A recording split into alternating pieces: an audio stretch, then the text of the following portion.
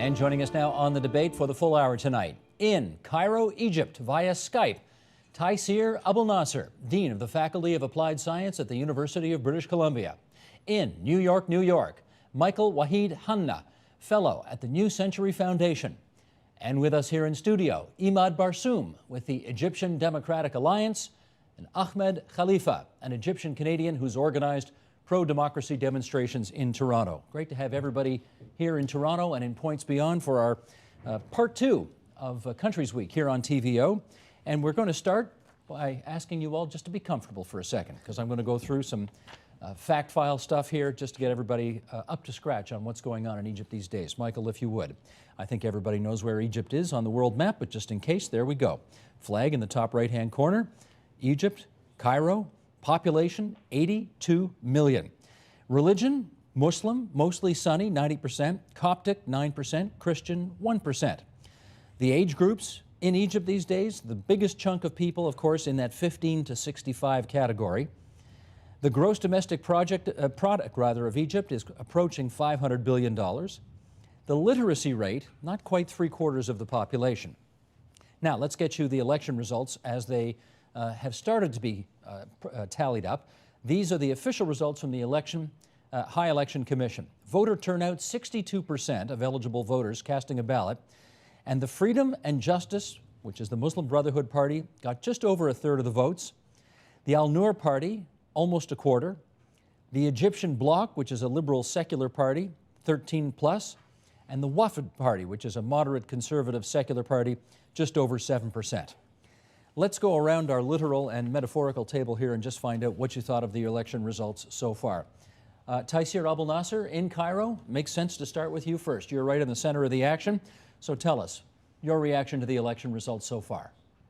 Well, I've been trying to talk to people over here to find out what they think, and I think everybody's shocked at the percentage that the Muslim Brotherhood and the Salafists got. People expected them to win big, but not that big.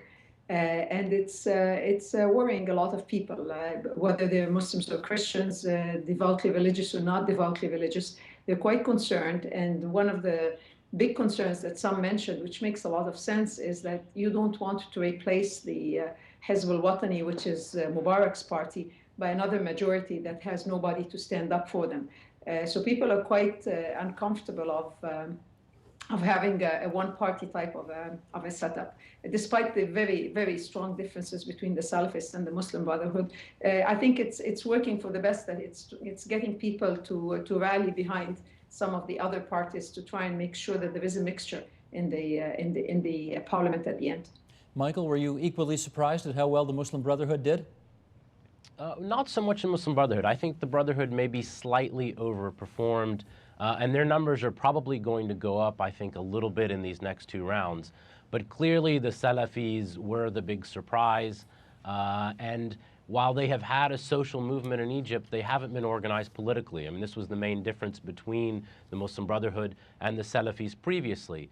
And now that they have chosen to commit themselves to the political process, I think certainly people have been surprised at how well they've done. I think one thing to keep an eye on is whether we'll see a backlash in these next two rounds, because the Salafis have gotten a great deal of attention in Egyptian media, and there's been a lot of discussion about the rise of their more hardline political positions. So I think it'll be interesting to see whether we see a pullback in these next two rounds, and that might benefit the Muslim Brotherhood even more. Ahmed, here in our studio, you have been organizing pro-democracy demonstrations in Toronto. Now you've got some results to chew on. What do you think? My first reaction was like everybody else. I was a little bit shocked and taken back by it. Shock in a good way or in a bad way?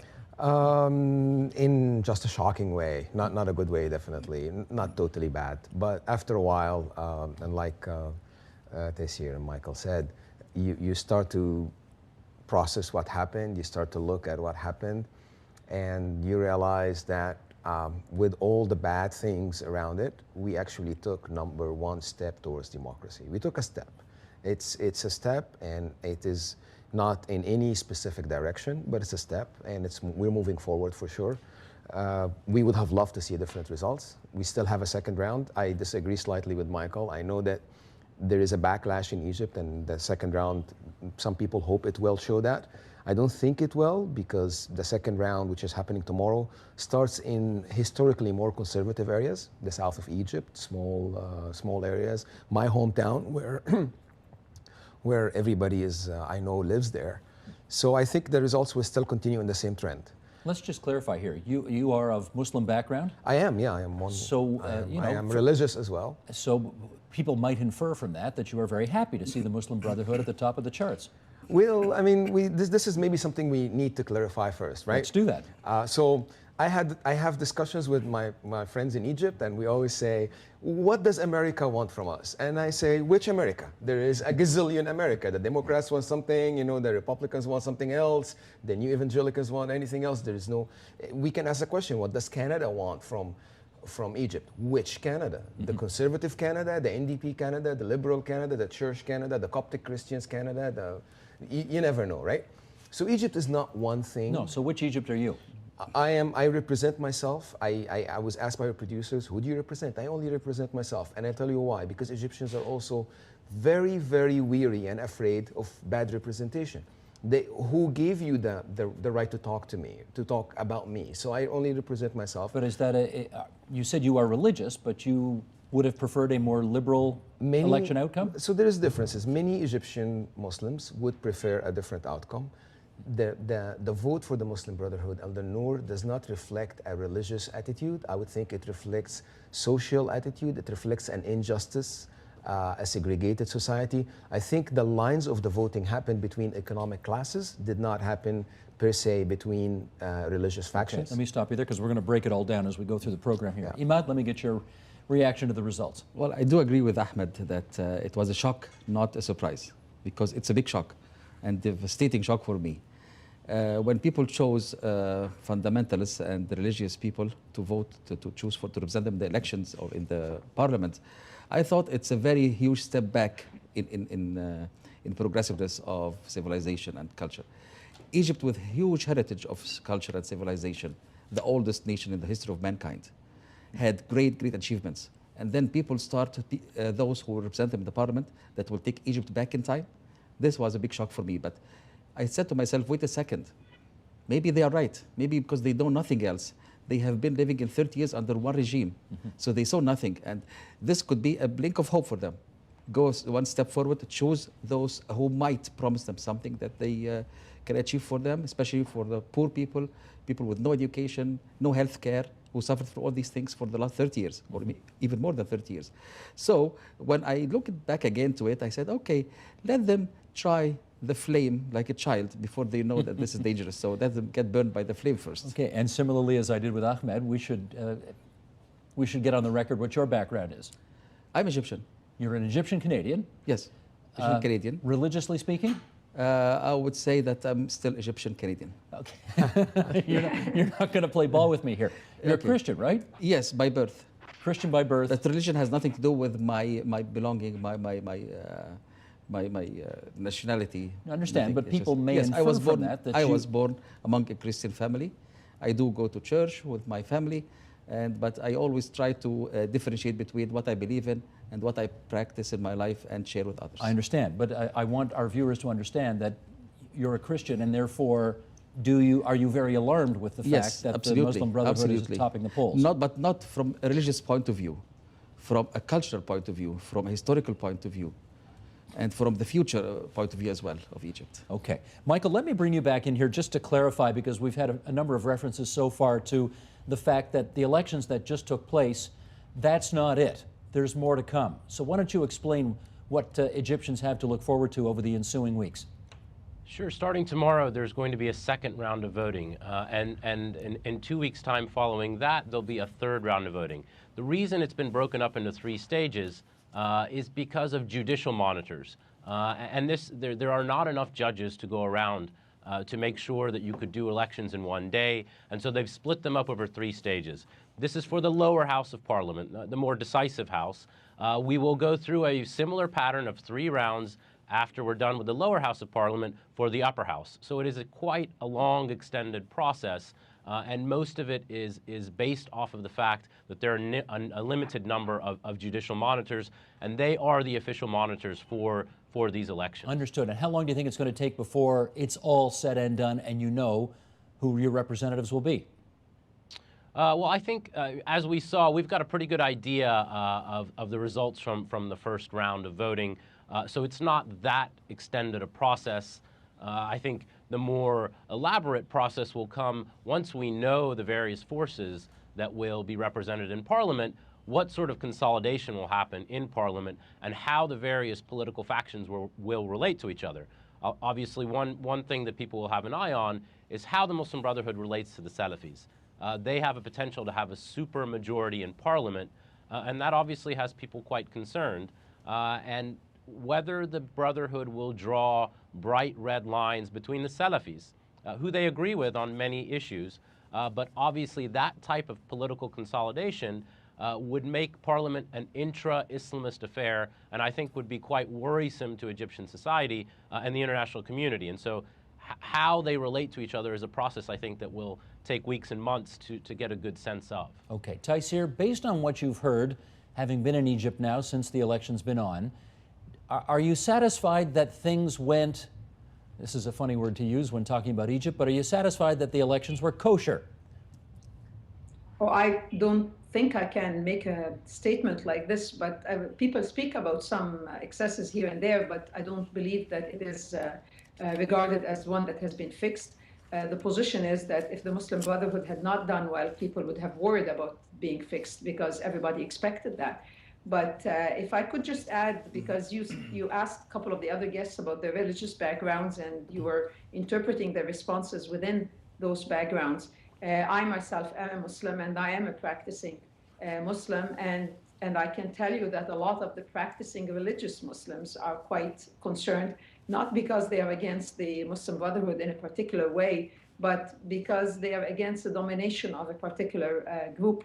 And the media in general here has been quite, they have been watching the talk shows on television for the last 3 or 4 days. They have been shredding the Muslim Brotherhood and the Salafis apart.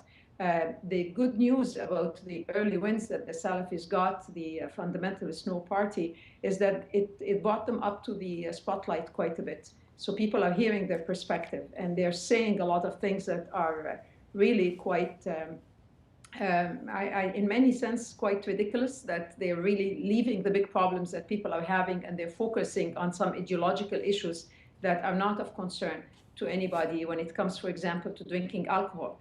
And one of the media personalities was responding, and he said, in a country where 60% of the people may not necessarily be able to afford really clean water, what's your concern with alcohol? How many of us are drinking alcohol in the first place? So they are getting a lot of backlash, and people are raising a lot of questions, and that is not just Christians raising those questions. Yes. It's a whole lot of Muslims that would not call themselves secular, that would be religious Muslims, that are raising a lot of concerns about the Salafis.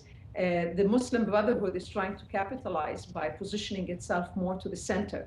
So in the last few days, they have been making a lot of statements about how they will not outlaw alcohol and how they will not require women to cover their hair and how they will not do this and that. And apparently, from what I've been told, they actually have Christians running on their slates to show that they're not going to be coming out with a vendetta against Christians. So some people are hoping that the Muslim Brotherhood will be forced to behave like a government and to give up a lot of its ideological issues, and that Salafists would be the ones that would carry that flag. And they're already scaring a lot of people by the way they are talking. So it's good in the sense that they're now out in the open and they're in the media and people can hear them. Ahmed, as you know, many expatriates in many countries around the world are allowed to vote. Was that the case in this election, do you know? Yes, the process was very interesting. Did you vote? Complex. Personally, I did not. I have had an ethical problem. I had a discussion with the Egyptian ambassador in Canada, and he had quite an interesting view which convinced me. I am Canadian. I live in Canada. My banking accounts are in Canada. So he convinced you not to vote? And why would I, if I'm going to vote and make a decision, I have to have the ethical obligation of living with that decision. I understand. I don't live with that decision. I will allow people who live in Egypt to vote. Okay. I Emad, did you just to vote? decide. Yes, I did. And I do disagree with Ahmed a little bit, if I may explain this. Please. Because Portuguese and Italian Canadians, they have a representation in the parliaments in Portugal and Italy.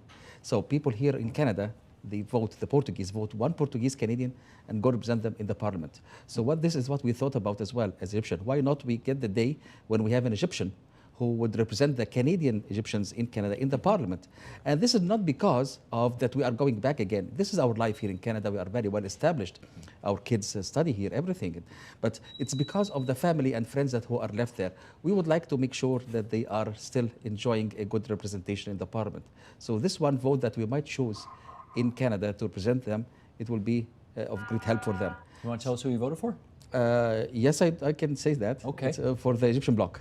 For the Egyptian bloc? Yes, on the individual basis, also for some people that I know that they are very activist and they are liberal and from the Egyptian bloc And as then well. if I have voted, I would have voted the bloc as well. You would have as well. Just so you understand. Well, let's just because you know, in many countries in the world, politics is simpler. It's you know, it's left, center, right.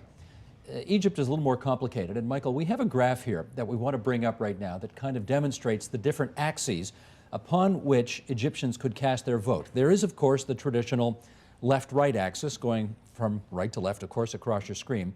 But Egyptian parties also run on whether they are more or less religious or secular, which is the north-south axis there. And let's start to put some party labels on this and see where they are. Now, there's the Egyptian bloc, which was just referenced down at the bottom of the screen, a more secular party, although more centrist on the traditional left-right axis. But there is the Freedom and Justice Party, the so-called Democratic Alliance, the Muslim Brotherhood, which is towards religious and towards the right, and then the El Nur Party, the Islamist Alliance, which is much further to the right politically and much further religious than the other parties as well. And we've got some more on there as well. You go to the very right-hand part of the screen, those are the former Hosni, for lack of a better expression, the former Hosni Mubarak parties represented in that cluster over on the right-hand side, and others as well.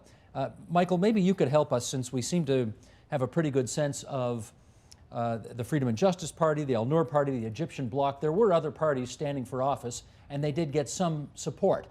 Which of those do you think we need to know the most about?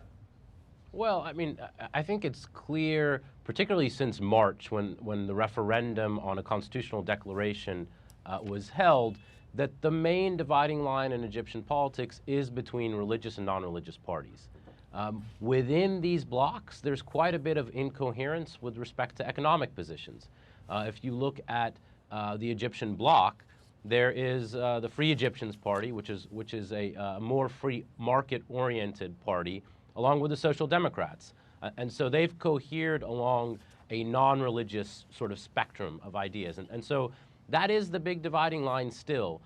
There are other parties. You mentioned the Weft Party. This was the old line party that led the revolution in Egypt in 1919. It's been co-opted by the Mubarak regime, and so it's not the same Weft Party of old nationalist glory, and it's something lesser than at this point. This was a pattern of the Mubarak regime in terms of co-opting and bringing in opposition parties in a very controlled manner. The Weft is a remnant of that old regime, but due to name recognition, it still carried perhaps 7% of the vote. Perhaps there are two other blocks to be cognizant of. One is the Sawra al-Mustamirra. This is the Revolution Continues bloc.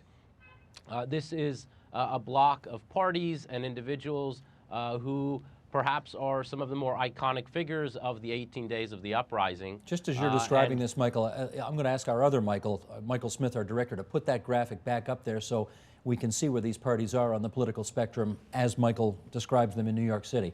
Sorry for the interruption, and proceed again if you would. No, not at all. And so the Revolution Continues list is a smaller list, a very idealistic There it is over on the list. left-hand side.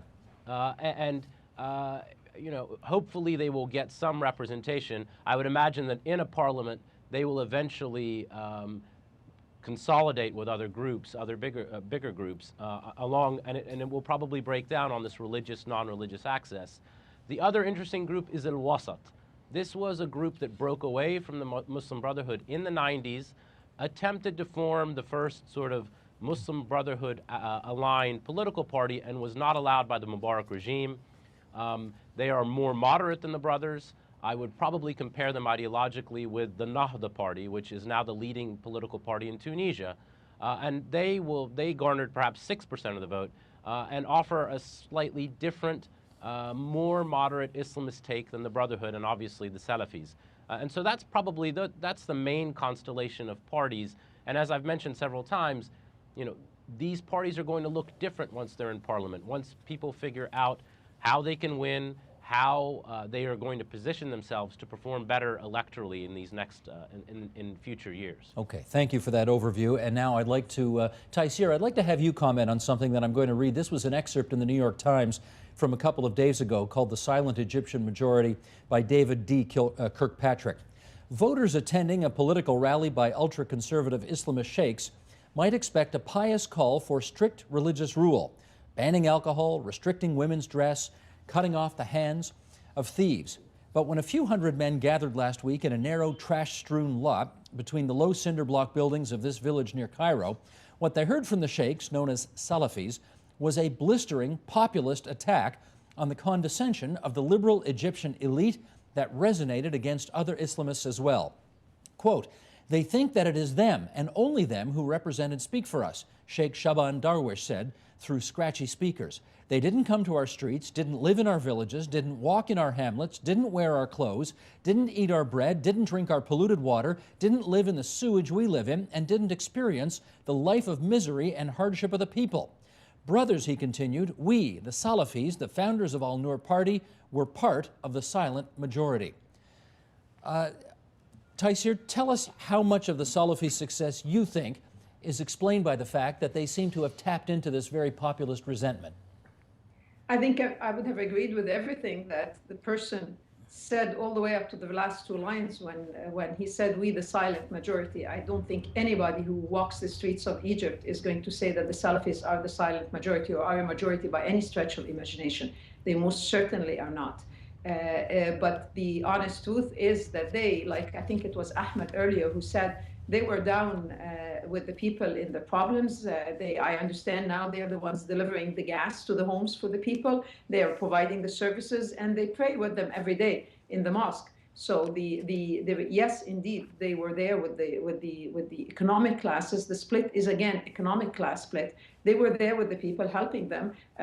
Many of the mosques would have clinics and schools and remedial work to help the students study. So that's a huge, big part of why the Muslim Brotherhood and the Salafis were known, because they were right there, down with everybody, as opposed to the leaders of the revolution, who were the thinkers that were thinking about what to do, how to oppose, how to write in the paper. So in many ways, the gentleman is correct, and that explains why they won so many votes. They were right there with the larger classes of people.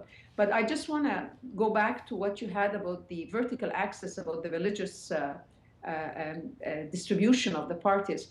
I think this is quite a fatal problem that the Democratic Bloc, which I will vote for tomorrow myself, fell in, along with the Revolution Continues and all the other so-called secular groups.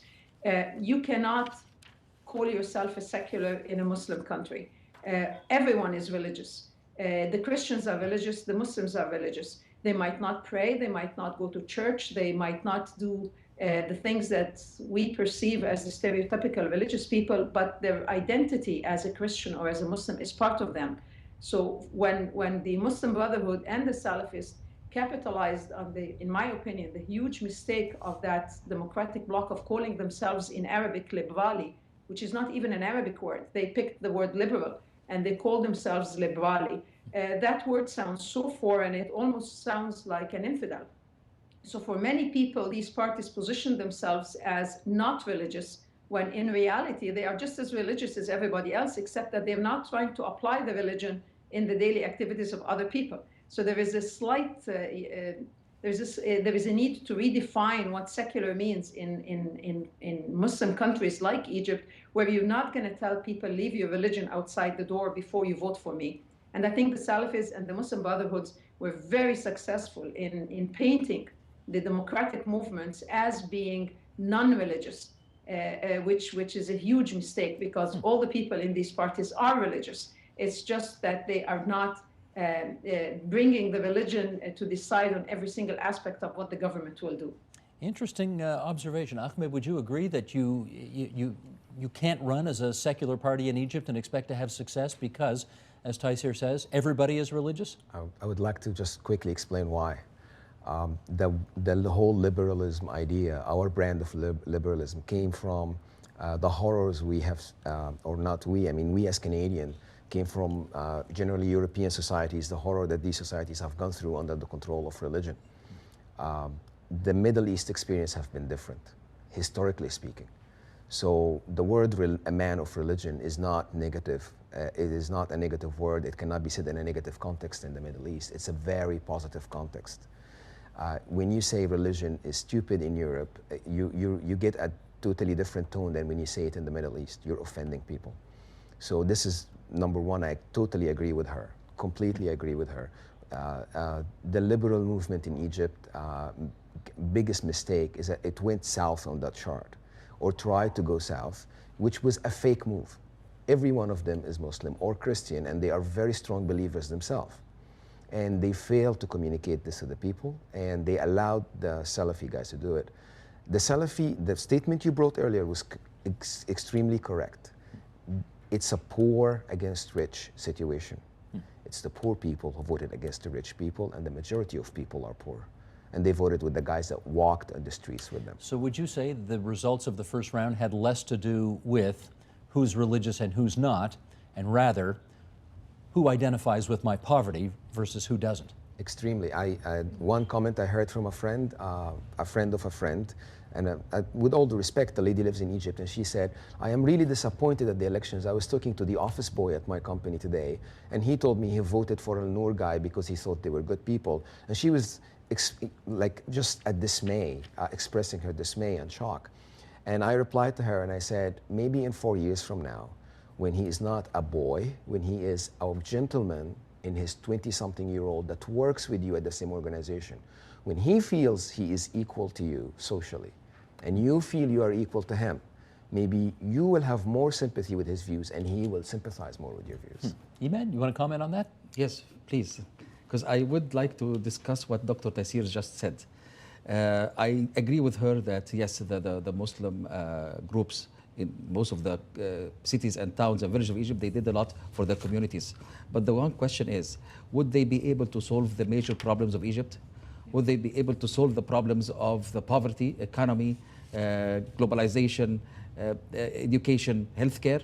I really suspect that they will not be able to do it, because it needs more global vision, more educated, more cultured people to think about it. But with the Salafis ideologies, they are very, very narrow-minded. In order to improve a community or a society, you have to be more open to the world, more free to think. This is the first thing. The second thing is, when Dr. Taisir said everybody in Egypt is religious, this is a very general statement, because I know many people in Egypt who are not Christian, Muslim, or Jews.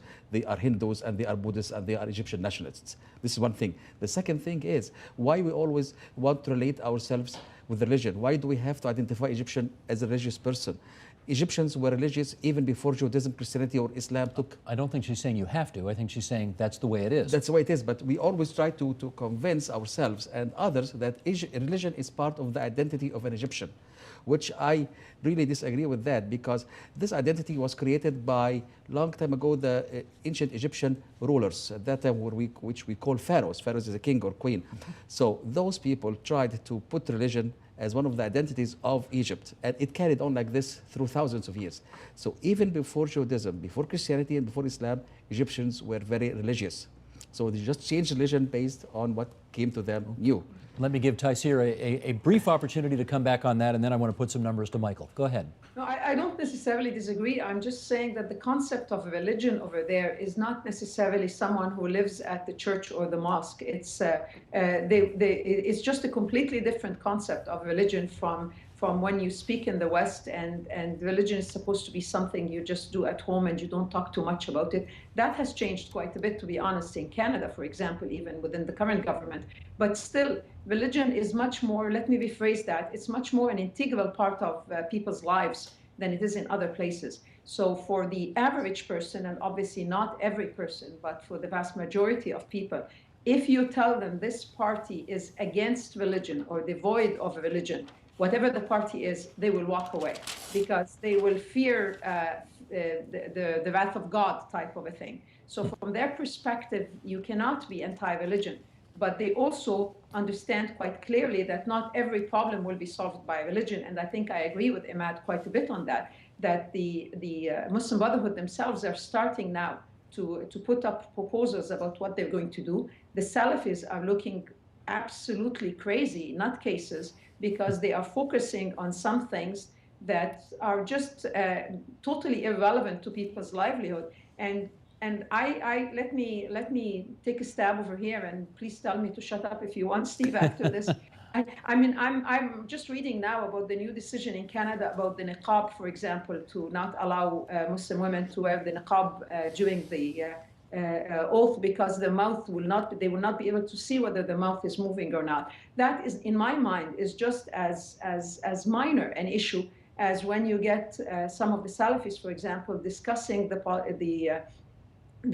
I guess the sins of having the statues in the streets, the pharaoh statues in the streets. I mean, they're actually going as ridiculous as saying, well, these are statues. This is paganism back again, and we can't have that. And are you saying we are mildly ridiculous when we ban the niqab during the oath? I'm saying we're mildly ridiculous to even talk about it. I mean, okay. Who cares? Exactly. I mean, it is such a small issue. I'm sure the judge is not watching everybody's mouth to verify whether they're uttering the exact same words or just moving their mouth. I'm just saying this is such a minor point to make it into an issue is just a notch too ridiculous. Okay, let me jump in here if I can. By shining the stoplight on the Salafis, people are seeing all the ridiculous stuff, and then they're going to have to backtrack, because when push comes to shove and the Muslim Brotherhood is in the government, they're going to have to find people jobs. They're not just going to tell them how to pray. They're going to have to find people jobs. Understood. And Taisir, you've been on this program long enough to know that I would never tell you to shut up, but we are going to move along. We are going to move along right now.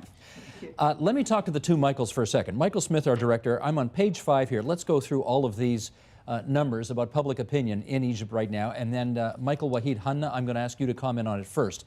These are from Foreign Policy magazine, published last month, some public opinion surveys. Do you think the following is a good thing or a bad thing for the country? And the question was, how about the continuing protests in Egypt? A good thing? Only 13% said it was a good thing. A bad thing? 85% said it was bad. What is the single most, okay, 2% don't know. What is the single most important problem that your family faces today? That was the next question. Inflation or a lack or a shortage of money? 46%. Lack of jobs, unemployment? 16%. Lack of affordable food? 8%. Lack of drinking water? 4%. And then a couple of more questions. In your opinion, will conditions for yourself improve, decline, or stay the same as a result of President Mubarak's resignation? Let's go back to June. This is just a few months ago. In June, 72% of the people thought things would improve with Mubarak's departure. Only 9% thought they'd get worse. Now let's go to September. Improve, only 51%. Decline, 21%. Michael, pick those numbers apart for us in New York City and tell us what you think they say about the mood of Egypt today. Sure. I mean, I just got back from, I was in Egypt for the first round, and I think there is clearly widespread fatigue with the protests. Part of this is a function of the Supreme Council of the Armed Forces, which is the military's high command, essentially, which is the temporary ultimate authority, ruling authority in Egypt, wants to end protest and has used state media to propagandize against it. They have blamed all the economic ills of the country during what has been a very difficult transition on the protest movement, and that has taken a toll. I would also point out that I think Tahrir was always a minority movement. Egypt I do believe there is something to the line that there is a silent majority. The important thing to remember is that that minority is committed in a way that the other people who are less, who have less sort of passionate attachment to politics are. So I think it was always a minority movement, even on February 11th, even the day that Mubarak resigned or was forced to resign and step down. And so that dynamic has played out over time, and the economy has gotten bad. The security situation is quite difficult, and many of the flaws of the transition roadmap laid out by the military have exacerbated the situation. And for many people, the first line in terms of who to blame has been the protest movement. And so that is a difficult dynamic, particularly for those most committed activists, in terms of how to use this tool. Will we see continued protest? And how you marry the efforts to continue mass mobilization in the street, which has been effective in terms of pressuring the military, while also being engaged in official politics, which requires organization and commitment on a different level. And this is something we might want to touch on.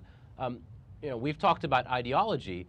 The clear reason, the most clear reason for the Brotherhood's electoral success is its organization. It's an old political party. It's been around for over 80 years. And in terms of electoral success, there's no determinant greater than organization. No, I appreciate and this is an organization that's got deep, deep roots. Appreciate that organization still matters, but I do want to follow up with the two gentlemen here in the studio. Okay, Emad, to you first. Do you agree with Michael that those who were in Tahrir Square back in February on television every day, shocking the world with what they were able to accomplish, do not in fact represent mainstream Egyptian society? Without them, the system wouldn't have been changed. The regime would have stayed without them. Okay, So that fair means enough, that- but do they still today represent mainstream Not Egyptian today, opinion? because look at the number of the protesters now in Tahrir Street. They are not as much as they were during February, from 25th of January to the 13th of February. However, they still represent a voice of some people who would resist or want to make another further change, who do not approve the military council, who do not approve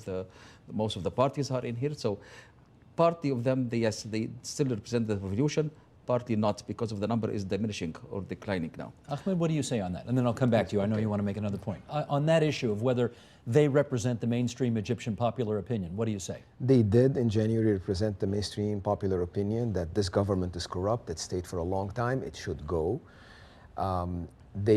But not in their core values, because the mainstream popular Egyptian is not really that revolutionary by nature. So they shocked even Egyptians by their actions. Right now they do not, and I don't think this is something out of the ordinary, and I think it's normal.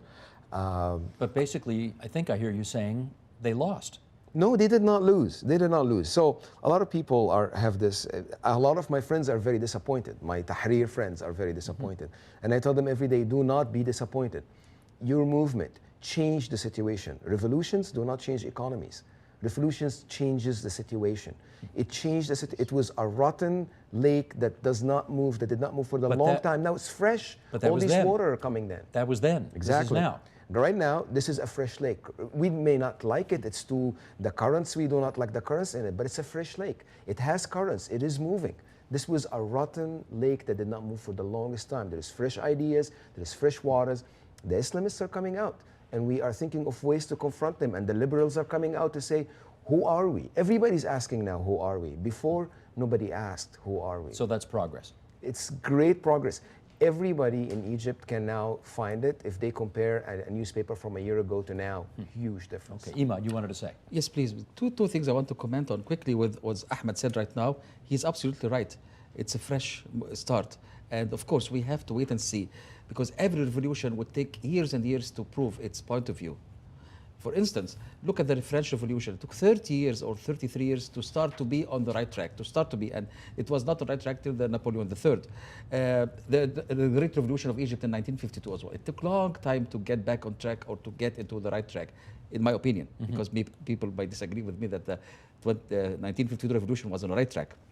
So, back to Michael, please. Michael, you said that the Muslim Brotherhood is a very old, organized group of people. Which it is. It is, but why we are looking always to them as very organized group and we forgot about their black history? There are so many books in the market. You can read them in English as well. Everybody can read them. It's about the black history of the Muslim Brotherhood. What they did for assassinations, plots to destroy Egypt. They have made lots of not only Egypt and other Arab countries too. So why we consider them a very organized group of people if they commit crimes? Does organized crime is something legitimate. Well, let me ask you, do you think the Brotherhood today is the same Not people today. with the... I cannot say that, but one more thing. The militant militia that came out from Muslim Brotherhood later on became the Jihad and the Jama'ah Islamiyah, which both had a very violent approach towards changing the regime in Egypt. And that's who killed Sadat, for instance, who killed Farag Fouda, a great thinker and philosopher. Well, let me put it to Michael, and let me just warn everybody, we're getting down to our last 15 minutes here, and we've still got a lot of ground to cover, so let's try and keep our answers a little more economical. Michael, is it fair to say that the principles animating the Muslim Brotherhood today are the same ones that animated them 80 years ago when they were founded? I mean, obviously not. I mean, there was a long stretch where they rejected formal engagement in politics in this sense. Organization is not a normative judgment. They're organized, and it is the key determinant of their electoral success. That's just a fact of life. And clearly, the Brotherhood today has changed. I mean, I'm not a fan of commingling religion and politics. I'm a secularist here, and that's the way I look at the world. But that being said, the Brotherhood has clearly changed. You know, if you look at their position vis-a-vis the Salafis, and this is coming from someone who wouldn't want to see them do well. I mean, I don't want to see this type of commingling of religion and politics.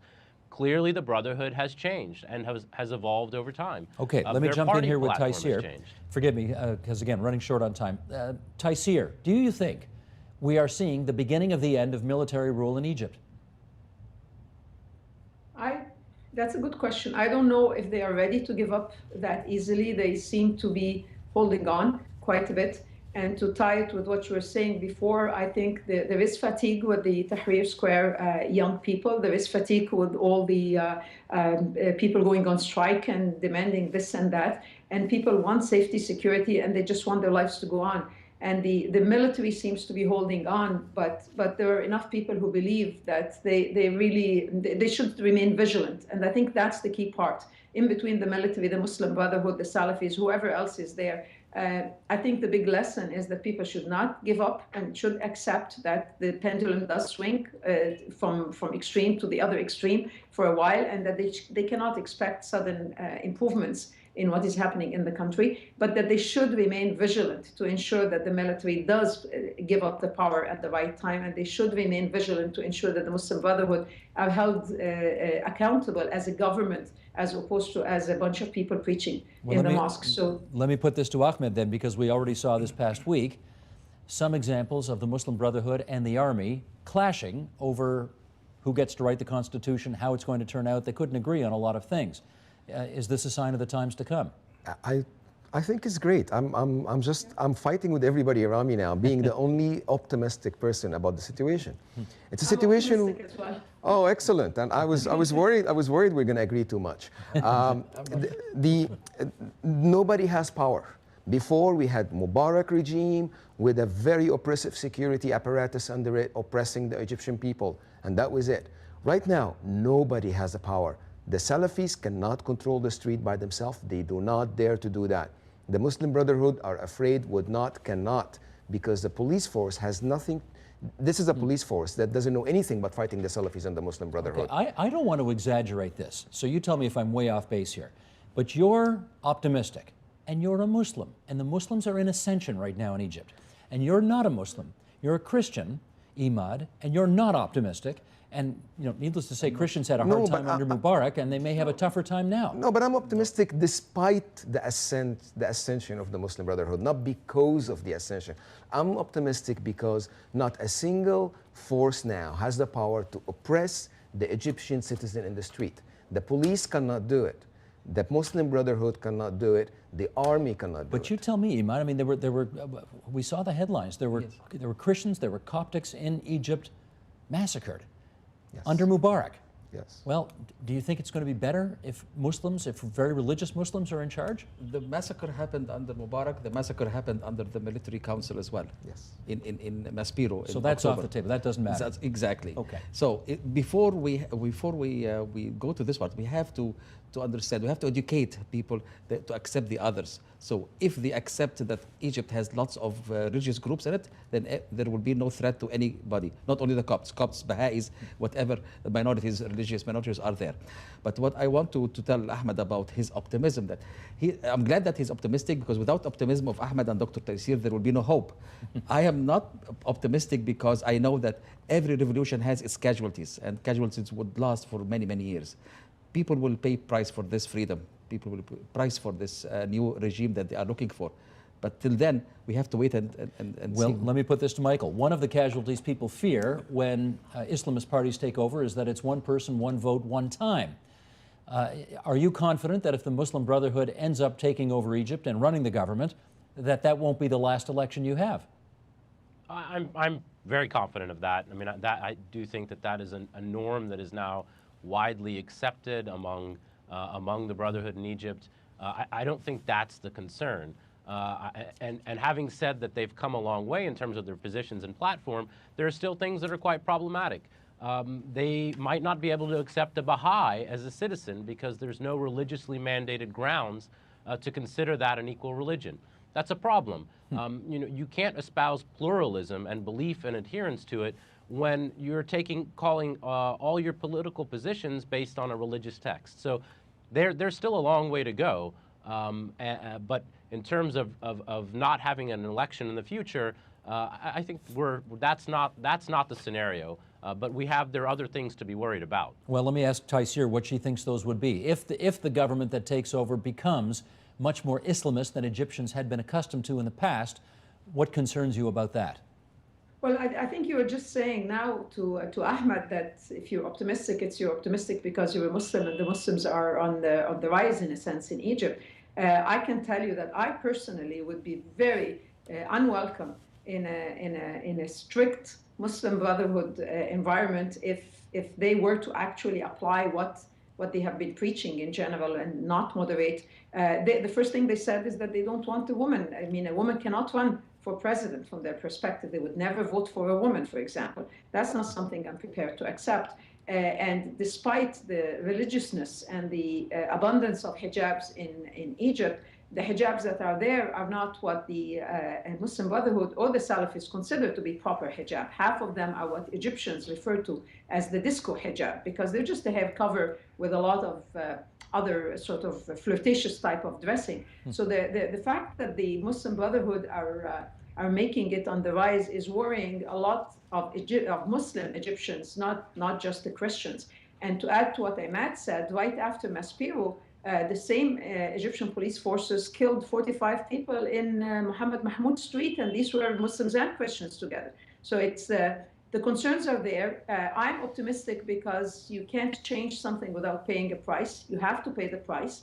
And the price for democracy is sometimes you get people that are not exactly what you want. We lived with George Bush for 2 terms. We certainly can live with the Muslim Brotherhood for 1 term if everybody remains vigilant. Well, let me put that to Ahmed. Let me put that to Ahmed. Stephen Cook from the Council on Foreign Relations says that whatever the Muslim Brotherhood's current moderate rhetoric, quote, the organization has never actually repudiated its historic goal of Islamizing Egyptian society, which has profound implications, as Taysir said, for women, minorities, liberals, and others who have a different worldview. Do you trust the Muslim Brotherhood to be good to its word today? I do not trust anybody. That's the heart of democracy. We do not trust anybody. You tell us what you're going to do, we give you our votes. And 4 years later, we're going to talk to you and see how did you do. Look at our government. Our government, we know the base of our government wants anti-abortion, anti-gay laws, but they never got it. Because why? Because they know we don't trust them. We don't trust them. When you say our government, which one are you referring to? The conservative government. Oh, the base of Harper government wants a lot of right-wing things that the Harper government is smart enough not to do. So it's not about trust. It's about what Taysir said about vigilance. And I mean, the Coptic situation in Egypt, we can dedicate a complete episode towards that.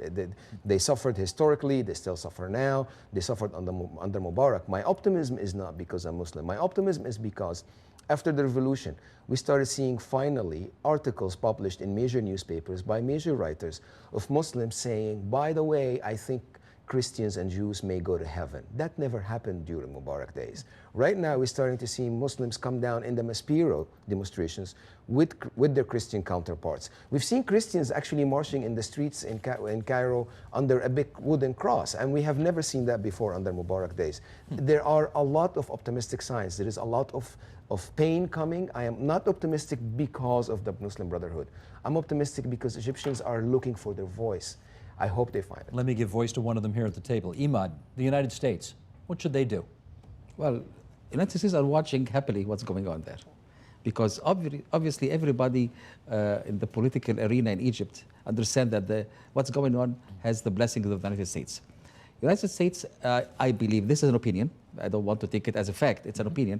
The United States made an agreement with the military council to leave them rule the external and political affairs of Egypt and let the Muslim Brotherhood run it internally. So if this happens, this is the perfect scenario for the Americans, and that's why they are the most happy people right now with it. Muslim Brotherhood will run the country internally because, as everybody said, and I agree, which I don't agree, that they are most organized and the most well appreciated by the people of Egypt, and that's what will keep the people silent about what the United States is doing. Let me get Michael on this as well. You know, the United States taxpayer gives the Egyptian government about, what, $2 billion plus a year, has for 30 years. What should the American approach now be to Egypt? Well, I mean, I take great exception to that previous comment. The United States doesn't have the wherewithal to decide the future of Egypt. They don't get a voice in elections. They're now dealing with the Muslim Brotherhood because they have to deal with the Muslim Brotherhood. I mean, the notion of secret deals and such, I think, has nothing to do with what's going on. The United States is responding to an emerging situation, a difficult situation. The relationship with the military council has been close, but has been strained. We've seen recent shifts from the White House decrying some of the more authoritarian moves by the SCAF, the ruling council. And so now we're trying, I think we're seeing a phase where the United States is trying to create some red lines, to make it clear what they can accept, and those sorts of things that are too much. And so the transition to a civilian government now is rising to the fore, because I think the United States is very clear now and is becoming clear that a power grab by the military is going to be a destabilizing force. And more important than anything else, I think, going forward, is looking to establish a sustainable, stable political framework in Egypt. And I think that's the governing framework in terms of how U.S. policy is being formulated. Let me jump in. I've got literally a minute left, Taisir. Can you just spend that minute telling us why you are optimistic about Egypt's future? Because, I mean, for the first time, people are actually talking about politics, picking candidates, arguing with each other as to who should they vote for. The Salafis are up on television every day being asked difficult questions. The Muslim Brotherhood are being asked really difficult questions, and so is everybody else. People, I think I like what Ahmed said. They're looking for their voice, and for the first time, they're allowed to make different sounds and figure out which one of them is going to work. And it will be tough. It will be tough, but that's how revolutions always are. They're tough. I thank you all very much for coming into our studio today, both actually and virtually, to help us with part 2 of Countries Week here on TVO. Taisir Abul Nasser. One of these days, Taisir, we're actually going to get you into this studio. We've had you on from Cairo. We've had you on from British Columbia. Pretty soon, we're going to get you in here. The Dean of the Faculty of Applied Sciences at UBC, Taisir, thanks for being there for us on Skype. Somewhere at an undisclosed location in Cairo, Egypt. Michael Wahid Hanna in New York City, a fellow at the Century Foundation, the nonpartisan think tank. Michael, thank you for your contribution to our program today as well. And to our 2 participants here in Toronto, Emad Barsoum from the Egyptian Democratic Alliance, that's him on the left, Ahmed Khalifa, the Egyptian Canadian who organized so many of the solidarity protests here in Toronto on the right. Thank you, gentlemen, very much. Thank you very much. Pleasure.